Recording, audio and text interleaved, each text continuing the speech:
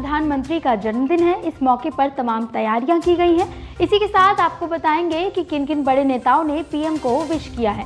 इसके अलावा प्रधानमंत्री को मिले 1200 गिफ्ट्स की ई नीलामी आज से शुरू हो गई है। कौन कौन से गिफ्ट इसमें शामिल है, इस पर भी बात होगी। चीन लगातार आतंकवाद को पनाह देता आ रहा है। इस बार चीन ने एक और हरकत की है। ऐसा क्या किया है चीन ने, ये जानने के लिए बने रहिए बुलेटिन के अंत तक। नमस्कार, मेरा नाम है मेघा और आप देख रहे हैं द लीडर हिंदी। जानते हैं खबरों को विस्तार से।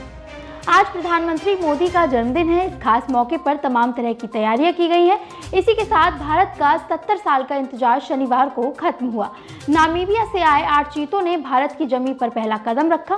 कूनो नेशनल पार्क में प्रधानमंत्री नरेंद्र मोदी ने बॉक्स खोलकर 3 चीतों को क्वारंटीन बाड़े में छोड़ दिया। रिकॉर्डेड भाषण में पीएम मोदी ने चीते भेजने के लिए नामीबिया का आभार माना। उन्होंने चीता मित्रों से कहा, कूनो में चीता जब फिर से दौड़ेगा तो यहाँ बायोडायवर्सिटी बढ़ेगी, यहाँ विकास की संभावनाएं जन्म लेंगी, रोजगार के अवसर बढ़ेंगे। कूनो में प्रधानमंत्री के लिए 10 फीट ऊंचा प्लेटफॉर्म नुमा मंच बनाया गया था। इसी मंच के नीचे पिंजरे में चीते थे। पीएम ने लीवर के जरिए बॉक्स को खोला। चीते बाहर आते ही अनजान जंगल और अपने नए घर में सक पकाए हुए नजर आए। चीतों के बाहर आते ही पीएम मोदी ने ताली बजाकर उनका स्वागत किया। मोदी ने कुछ फोटो भी क्लिक किए। 500 मीटर चलकर मोदी मंच पर पहुंचे।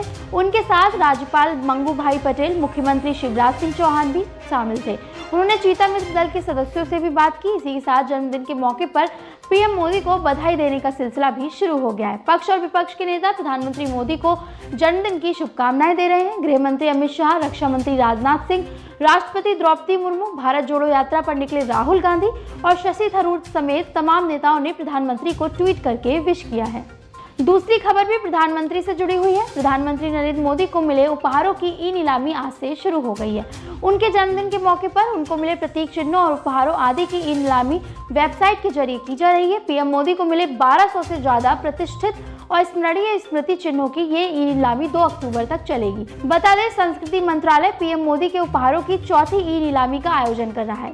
ई नीलामी में पीएम मोदी को मिली शानदार पेंटिंग्स, मूर्तिकला, हस्तशिल्प और लोक कलाकृतियों को शामिल किया गया है। इनमें से कई वस्तुएं पीएम मोदी को पारंपरिक रूप से उपहार दी गई है, जैसे कि पारंपरिक अंगवस्त्रम, शॉल, पगड़ी टोपी, रस्मी तलवारें आदि। पीएम मोदी को मिले उपहारों की ई नीलामी pmmementos.government.in वेबसाइट के जरिए की जा रही है। रिपोर्ट्स के मुताबिक बीजेपी की तमिलनाडु इकाई आज पीएम मोदी के जन्मदिन के अवसर पर नवजात शिशुओं को सोने की अंगूठी और बेबी किट उपहार में देने का कार्यक्रम आयोजित कर रही है। बीजेपी के सूत्रों के मुताबिक पीएम मोदी के जन्मदिन यानी 17 सितंबर को जन्मे बच्चों को सोने की अंगूठी दी जाएगी, जिसमें प्रत्येक अंगूठी का वजन करीब 2 ग्राम होगा। भारतीय अरबपति गौतम अडानी 154.7 अरब डॉलर की नेटवर्थ के साथ शुक्रवार को दुनिया के दूसरे सबसे अमीर कारोबारी बन गए। ये पहली बार हुआ जब कोई एशियाई फोर्ब्स बिलियनर्स इंडेक्स के टॉप 2 में शामिल हुआ। गौतम अडानी रैंकिंग में केवल एलन मस्क से पीछे रहे। टेस्ला के फाउंडर एलन मस्क 273.5 अरब डॉलर की नेटवर्थ के साथ लिस्ट में पहले नंबर पर हैं। हालांकि कुछ घंटों में ही फोर्ब्स की रियल टाइम लिस्ट में अडानी फिसलकर वापस तीसरे स्थान पर आ गए और बर्नौल्ड ने फिर अपना दूसरा पायदान हासिल कर लिया। एशिया के सबसे रईस व्यक्ति अडानी के अलावा रिलायंस के चेयरमैन मुकेश अंबानी फोर्ब्स की टॉप 10 लिस्ट में शामिल होने वाले दूसरे भारतीय हैं। 7.35 लाख करोड़ की नेटवर्थ के साथ मुकेश अंबानी दुनिया के 8वें सबसे अमीर आदमी हैं। उज्बेकिस्तान के समरकंद में एससीओ की मीटिंग के साथ ही शुक्रवार को प्रधानमंत्री नरेंद्र मोदी और रूस के राष्ट्रपति व्लादिमीर पुतिन की मुलाकात हुई। दोनों के बीच करीब 50 मिनट बातचीत हुई। इस दौरान मोदी ने कहा, आज भी दुनिया और खासकर विकासशील देशों के सामने फूड सिक्योरिटी, फ्यूल सिक्योरिटी और उर्वरक जैसी बड़ी समस्याएं हैं। हमें इसके लिए रास्ते निकालने होंगे। आपको भी इन्हें लेकर पहल करनी होगी। रात 1:30 बजे मोदी समरकंद से वापस नई दिल्ली लौट आए। पुतिन ने मोदी से कहा, मैं आपका और यूक्रेन का आभार व्यक्त करना चाहूंगा कि संकट के काल में जब हमारे हजारों छात्र यूक्रेन में फंसे थे, आपके और यूक्रेन की मदद से हम उन्हें निकाल पाए। मोदी ने कहा कि आज का युग जंग का नहीं है। हमने फोन पर कई बार इस बारे में बात की है कि लोकतंत्र कूटनीति और संवाद से चलता है। मोदी ने कहा कि हम पिछले कई दशकों से हर पल एक दूसरे के साथ रहे हैं। आज एससीओ समिट में भी आपने भारत के लिए जो भावनाएं व्यक्त की हैं, उसके लिए मैं आपका आभारी हूं। अगली खबर महाराष्ट्र से है। महाराष्ट्र के फूड एंड ड्रग एडमिनिस्ट्रेशन ने Johnson and Johnson private limited company के बेबी पाउडर का मैन्युफैक्चरिंग लाइसेंस रद्द कर दिया है। महाराष्ट्र एफडीए ने शुक्रवार को एक प्रेस रिलीज में बताया कि जॉनसन बेबी पाउडर नवजात बच्चों की स्किन पर बुरा प्रभाव डाल सकता है। लैब टेस्ट में बेबी पाउडर के सैंपल में पीएच लेवल तय मानकों के हिसाब का नहीं निकला। ये सैंपल पुणे और नासिक से लिए गए थे। इसके बाद एफडीए ने कंपनी को कारण बताओ नोटिस भेजा है। इसके साथ ही आदेश भी दिया है कि इस प्रोडक्ट का सारा स्टॉक बाजार से वापस बुलाया जाए। जॉनसन एंड जॉनसन कंपनी ने एजेंसी की इस रिपोर्ट को मानने से इनकार करते हुए इसे सेंट्रल ड्रग्स लेबोरेटरी को भेज दिया है।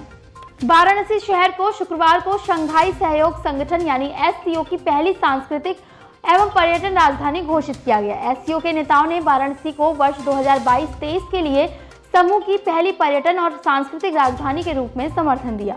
विदेश सचिव विनय क्वात्रा ने मीडिया ब्रीफिंग में ये जानकारी दी। क्वात्रा ने कहा, प्रधानमंत्री मोदी ने आगामी 2022-23 के दौरान वाराणसी को एससीओ पर्यटक और सांस्कृतिक राजधानी के रूप में मान्यता देने के लिए सभी सदस्य देशों को धन्यवाद दिया। उन्होंने कहा, ये भारत और क्षेत्र के बीच अधिक सांस्कृतिक और लोगों के बीच संबंधों के द्वार खोलता है। हैदराबाद मुक्ति दिवस पर गृह मंत्री अमित शाह हैदराबाद पहुंचे। यहाँ वे सिकंदराबाद में आर्मी परेड ग्राउंड पर हैदराबाद मुक्ति दिवस के कार्यक्रम में शामिल हुए। गृह मंत्री अमित शाह ने इस मौके पर तिरंगा भी फहराया। बता दें, तेलंगाना की आजादी को 75 साल पूरे होने वाले हैं, जिसके उपलक्ष्य में बीजेपी आजादी के अमृत महोत्सव के तहत हैदराबाद मुक्ति दिवस मना रहा है। महाराष्ट्र के पुणे में नवरात्रि के दौरान सेक्स तंत्र को लेकर बवाल मच गया। पुणे पुलिस ने उस शख्स के खिलाफ एफआईआर दर्ज की है जिस पर सोशल मीडिया पर विवादित विज्ञापन शेयर करने का आरोप है। विज्ञापन में कहा गया था कि नवरात्रि स्पेशल कैंप का आयोजन होने जा रहा है। ये 3 दिन और 2 रात का सेक्स तंत्र कोर्स है जो सत्यम शिवम सुंदरम फाउंडेशन की ओर से पुणे में आयोजित किया जाएगा। विज्ञापन के मुताबिक ऑर्गेनाइजेशन ने नवरात्रि त्योहार के मौके पर युवाओं को सेक्स ट्रेनिंग देने के लिए ऑनलाइन रजिस्ट्रेशन शुरू कर दिया है। इसमें कहा गया था कि रेसिडेंशियल कैंप के लिए 15,000 रुपए फीस होगी। 1 से 3 अक्टूबर के बीच होने वाले इस स्पेशल कैंप में अलग अलग सेक्स टेक्निक्स की ट्रेनिंग दी जाएगी। ये विज्ञापन सोशल मीडिया पर वायरल हो गया। पुणे पुलिस की सोशल यूनिट ने इस मामले पर संज्ञान लिया और विज्ञापन शेयर करने वाले व्यक्ति के खिलाफ एफआईआर दर्ज की। आरोपी की पहचान रवि सिंह के तौर पर हुई है, जो यूपी के प्रयागराज का रहने वाला है। चीन अपनी हरकतों से बाज नहीं आ रहा। चीन ने शुक्रवार को एक बार फिर संयुक्त राष्ट्र में अमेरिका और भारत की ओर से लाए गए प्रस्ताव पर रोक लगा दी है। प्रस्ताव में लश्कर-ए-तैयबा के साजिद मीर को वैश्विक आतंकवादी घोषित किया जाना था। साजिद मीर भारत का मोस्ट वांटेड आतंकवादी है और 2008 के मुंबई हमलों में शामिल था। साजिद मीर लश्कर-ए-तैयबा का शीर्ष कमांडर भी है और लश्कर-ए-तैयबा के इंडिया सेटअप का प्रभारी है। साजिद मीर मुंबई टेरर अटैक के मास्टरमाइंड में से एक है। वह अब तक के सबसे बड़े विदेशी लश्कर-ए-तैयबा आतंकी हमले के लिए जिम्मेदार था, जिसके परिणाम स्वरूप भारत और पश्चिमी देशों सहित कई देशों के नागरिकों की मौत हुई थी। आज के बुलेटिन में बस इतना ही। देश दुनिया से जुड़ी तमाम बड़ी खबरों को जानने के लिए जुड़े रहिए द लीडर हिंदी के साथ। हमारे चैनल को सब्सक्राइब कर लीजिए और साथ ही बेल आइकन को प्रेस करना बिल्कुल ना भूलें, क्योंकि इससे आपको लेटेस्ट खबरों की अपडेट लगातार मिलती रहेगी। और लीडर देखते रहिए, बेहतरीन चैनल है।